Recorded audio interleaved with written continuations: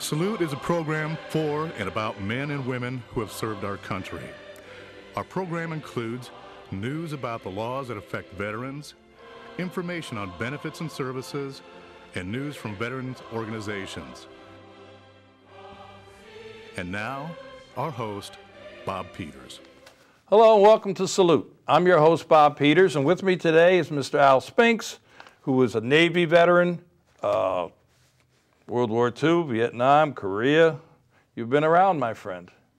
You originally, you live in the villages now. You're part of the I gotta get this right, Veterans of Underage Military Service. Because I don't want Al coming after me. Right. And so tell us a little bit about yourself, where you're from originally, and how old were you when you went in? Well, I'm from Fort Mill, South Carolina. And I quit school and joined the Navy because I was afraid the war was going to be over before I old enough to get in. And so I signed the papers myself and went into boot camp. And from boot camp, went right into Norfolk to shipboard training for the destroyer escorts, which is a little brother for the big destroyers. And from there, our first action there was at the German submarine off New York. And from there, we went on to Pacific and joined up with the Pacific Fleet and made every invasion through Japan. Lingayen Gulf was the first one in the Philippines. And we got shot up a little bit there and bombs. But we did have a running battle with a Jap submarine, but we won. We sunk her. Big one. You know, I know a little bit about the submarines. A good friend of mine was a submariner. And just through history, in World War II, they were all like diesel, so they had to come up every once in a while, right? That's right. Not like today, they can stay down there forever, it seems. But when you went in to basic, did you pick your career choice, or we should explain what you were. You were considered a frogman, right? Or an explosives? Not at first. No. Not at first. No, I was a gunner's mate. Let's go to the beginning then. I was a gunner's mate on the destroyer escort. And all during the war, I was gunner's mate. When the war was over, after cleaning up Japan, we made Iwo Jima, Okinawa, and in Japan. And incidentally, the skipper of my destroyer escort was Franklin D. Roosevelt, Jr. Oh. And Tokyo Rose had us on the radio lots of times, how he got killed and how his ship was sunk and so on. But it was fun to listen to her. But when the war was over, come back and was put in 1945, put the ship out of commission. And of course, I was out of the Navy then, and took a motorcycle and went to East Coast, went back to South Carolina and re-enlisted. And then I went to deep sea diving school. And after diving school, I went to the explosive ordnance disposal school. And from there, it was explosive ordnance disposal and diving for forever. Very interesting job. I'm a little interested. You went in at 16, is that what you told me? 14. 14? 14. And you got away with it? Yeah. What did you do? Was the birth certificate or? No, when I went back with the papers signed, enlistment papers, I remember the chief only come in once a week for the recruiter in Fort Mill, the big town. And he says, well, where's your birth certificate? I said, I don't have one. He said, well, you know, little South Carolina town. He says, is your birth recorded in the family Bible? Sure. The whole family's in there. Births and all pertinent information. He said, okay, get on the bus. And from there, I went to Columbia, South Carolina, went through all the indoctrination and physicals, and wound up in Bainbridge, Maryland for boot camp. And from boot camp, I went to Norfolk, shipboard training for a destroyer escort. Mm-hmm. And from there, the fight started. So when you got from the destroyer, you said you got out and then went back in, right? Only for the trip across country, because when the war was over. Now you're already old enough to join, right? No? Not quite. But when the war was over and we put the ship out of commission, so everybody, not everybody, but the ones with enough, at that time they called it points, overseas combat and everything else, so they discharged you. So the shipmate of mine, we bought motorcycles and took off. When I got back to Carolina and hung around there for a few days, and reacquainted and re-enlisted. And I think when I went to diving school, that was in 45, 46. Wow, before I was born. Maybe 17 years old, I guess, then. And from there, after diving school, was the explosive ordnance disposal school. It's all part of the same training curriculum. Mm-hmm. And from there, we would set up a team in COM 10, which was the Caribbean. And there we had plenty of work, because World War II, there was German torpedoes, mines, all sorts of mine warfare, underwater warfare. And our job was to clean them up, and the bombing range.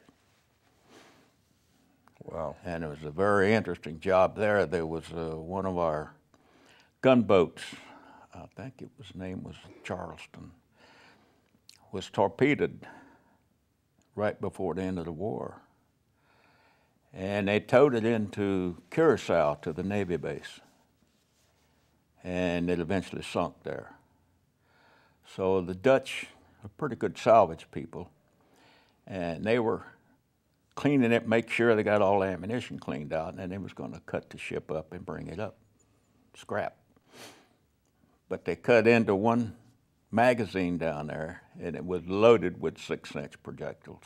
Uh-oh. Somebody in Washington told them they had them all by count. So we had to go down and do the rest of the cleanup, but not the salvage. We just got rid of the explosives. And that was the start of the EOD part. At that time, it was just called ordnance disposal. Mm-hmm. And later on, they changed the name and put explosive ordnance disposal on it. And from there, went back to about 4 years down there. Went back to refresher course in Indian Head, Maryland at the EOD school. What the hell I got on? I see, I went to Japan. And there we cleaned up all the Korean mess.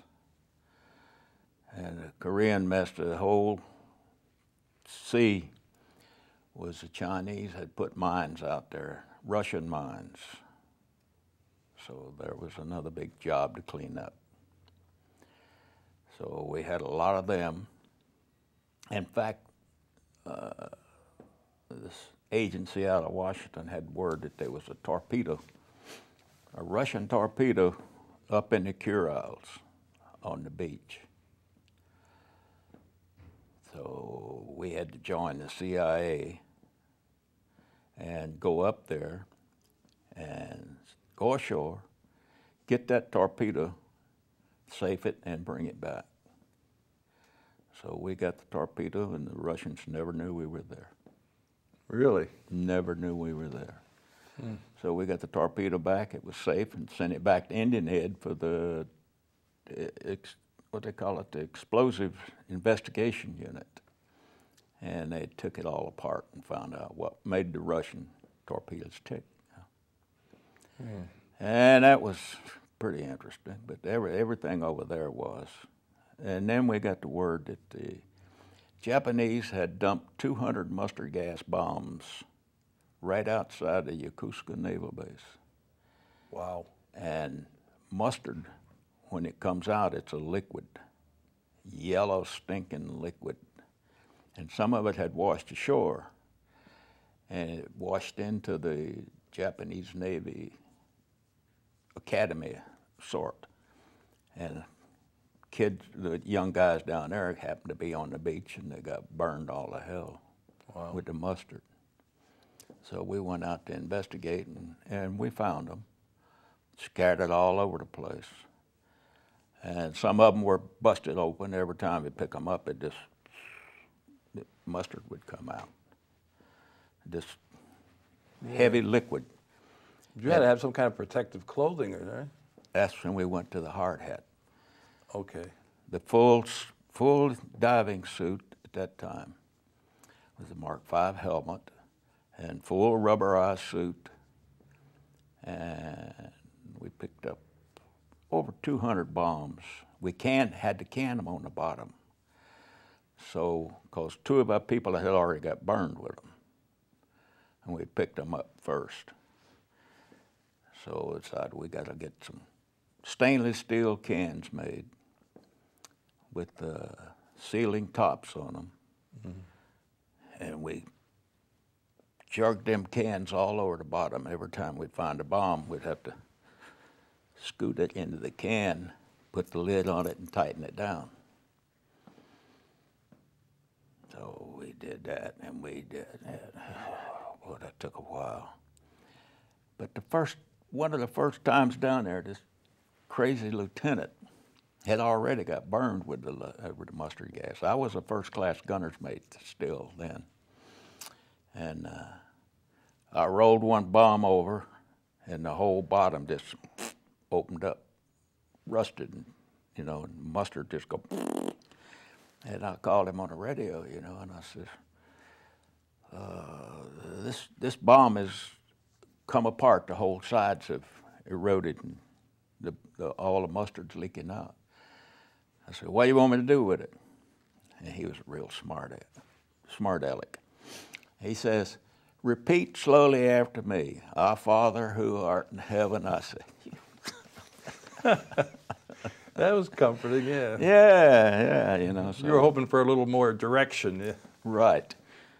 So I canned that one, and we did all the rest of them. We canned them, and it was over 200. And we took them out to sea, and deep water, they're probably washing up somewhere now, some mustard, and 3,000 fathoms of water, and that's pretty deep. And these were all filled with salt water, so there was no pressure acting on them, no air bubbles. And that's where we left them. Wow. Wow. Why don't you show us your plaque here, and then you could, after that, you were wound up in Vietnam too, right? Yeah. But before that, I went to Cuba.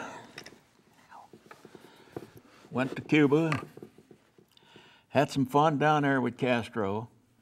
Yeah, I bet. He gave you a cigar or two, did he? No, the old admiral I had was a good guy. He was the guy that brought MacArthur out of the Philippines on his PT boat, Admiral Buckley. He was a lieutenant then. And he didn't take no stuff from nobody. And had a Marine colonel that had the Marine detachment there we had on the base, and security around the fence. And they would go out, and old Admiral Buckley had big old pearl handle pistols, and they'd go out at night and take one of their tanks with the big searchlights on them, and go out there and put them searchlights on the Cubans, and of course the gun follows the searchlights. And then Cubans raised hell. Castro went to go to the UN, and yak. Nothing was ever done, really. So we set off. Buckley wanted me to do something spectacular with explosives. I was a commissioned officer then. So I told him, I said, well, I can build a nuclear weapon simulator. Uh-oh. He said, okay. So the first one we built over in the salt flats close to Cuban fence, and set it off right after dark. And the way I had it rigged up, so it would, all explosives in the bottom, full of diesel oil, and a tube in it with white phosphorus, grenades in the tube. So when set it off, and it made a perfect stem,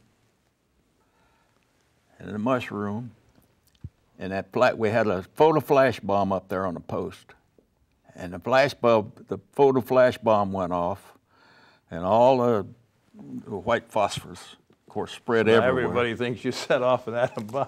And buddy, the UN heard about that one the next day. Yeah, I'll bet. No sense of humor with those people. No, huh? Castro didn't have any sense of humor at all.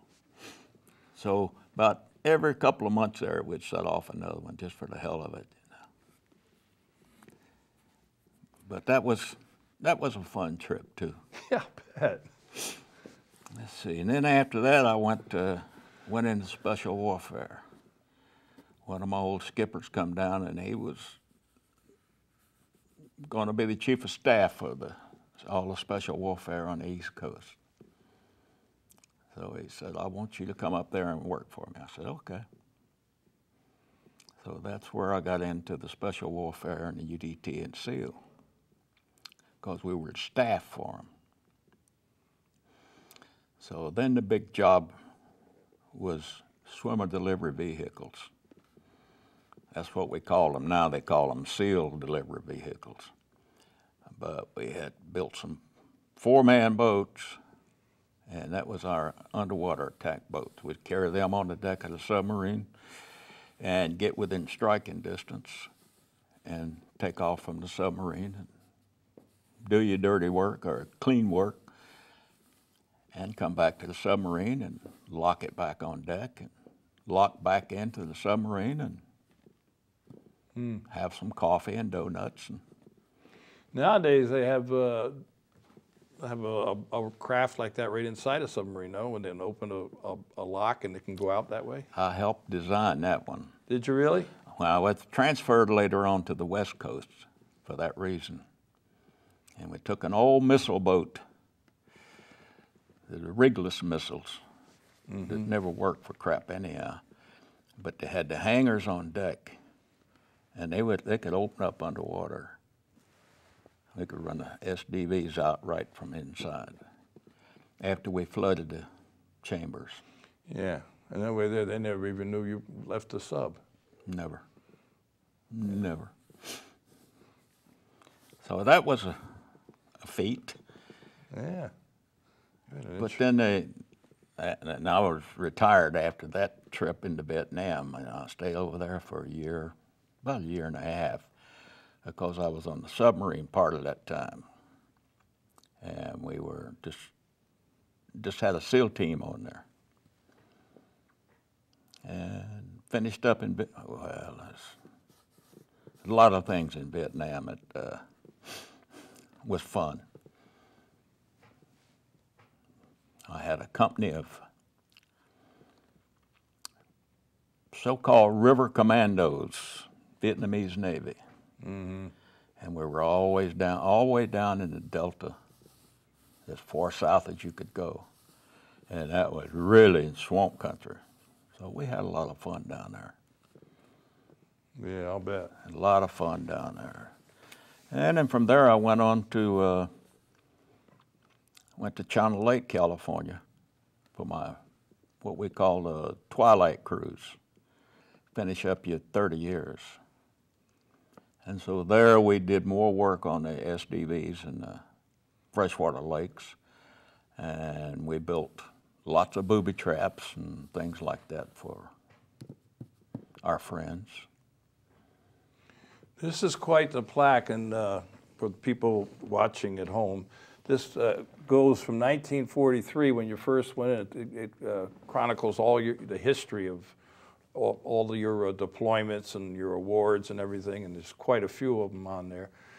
I'd like to tell me a little bit about those Bell helmets, because I remember SeaWorld when I was a kid, you know, and the people putting them things on going down with the air tubes and everything. Yeah. Tell me, they still use them, or tell me a little bit about them. Well, they've got newer versions now, but the old Mark V helmet is still in use in some places.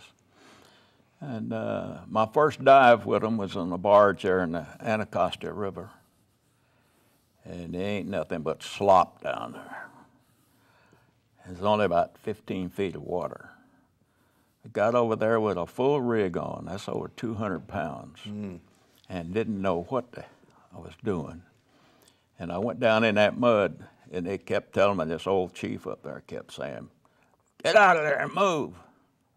I couldn't move. I was stuck in the mud. Yeah, it's easy for you to say, Chief.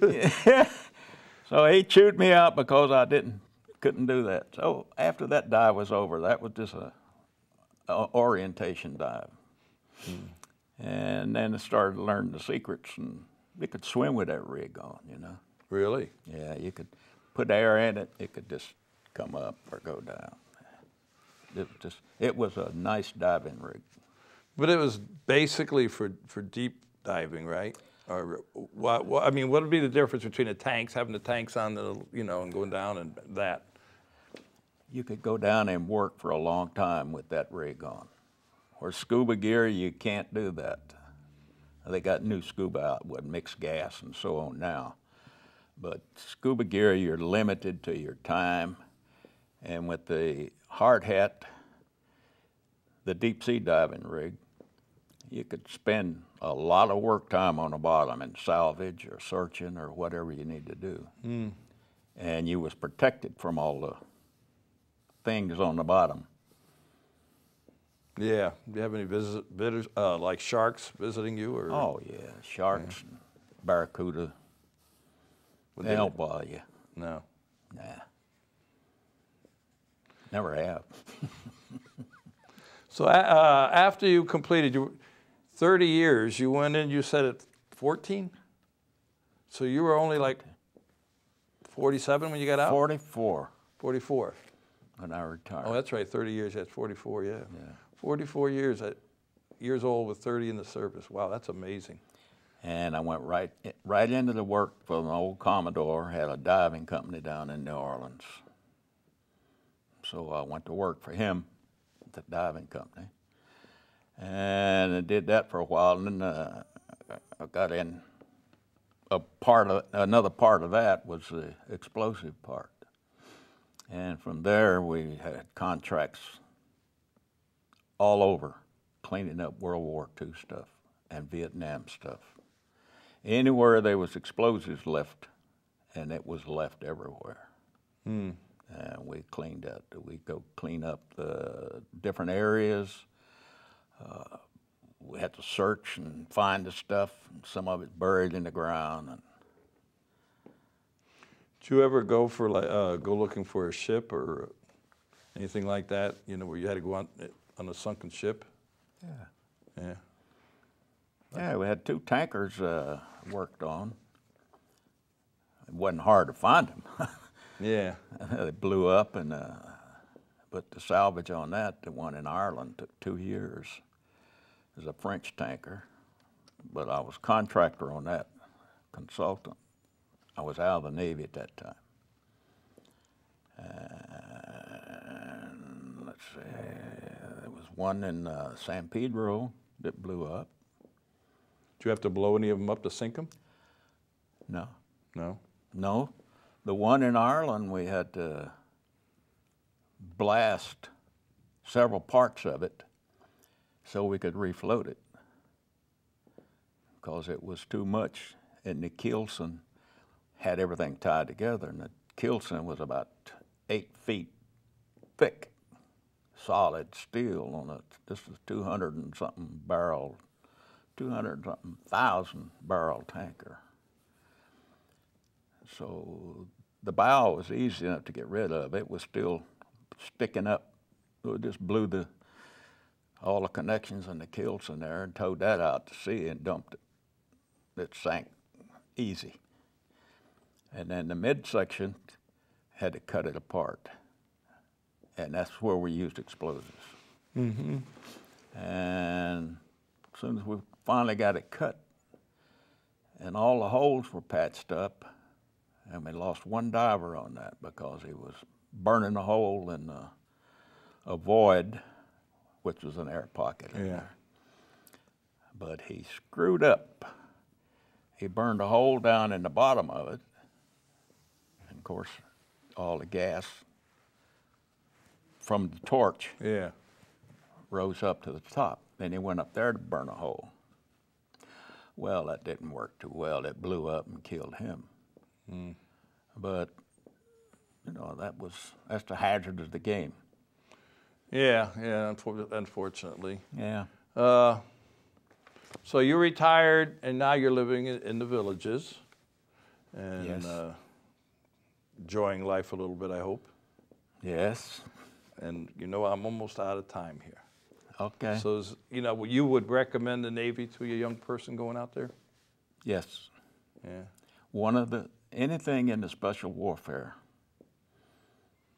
See, there's no more UDT teams, but the SEAL teams, the explosive ordnance disposal. Before we go, you started where and you ended up where, because it's all there, but people can't really see all that. You started out as what do they call, seaman? Or Apprentice seaman. apprentice seaman, and you rose to the rank of? As soon as I graduated from boot camp, I was seaman second class. Now, that was big time, right? Yeah. And then over the years, I was a chief pet all through the different stages. I was promoted on time. And when I was a chief petty officer, I was picked for commission. And going from chief petty officer was a team chief, so you ran everything. So they commissioned me as an ensign. And that was what we call getting busted. Really?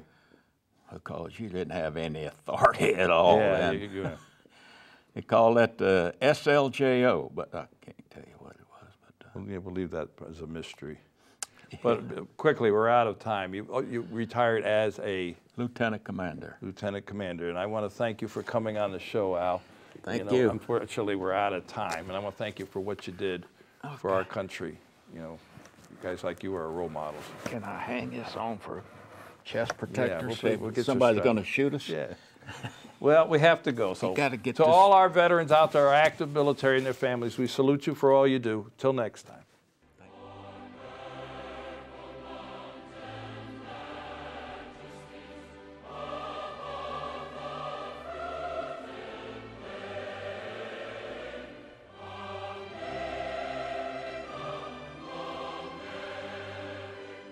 We are now entering our third year salute here at Lakefront TV.